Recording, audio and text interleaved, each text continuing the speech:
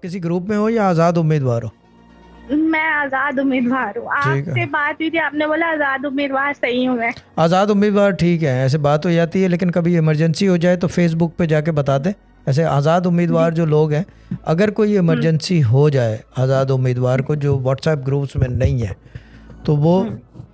वो एक काम कर सकते हैं कि फ़ेसबुक पे जाके कि मुझे इमरजेंसी है, फ़ौरन शाह साहब से कनेक्ट कर किया जाए, क्योंकि मैं किसी व्हाट्सएप ग्रुप में नहीं हूँ।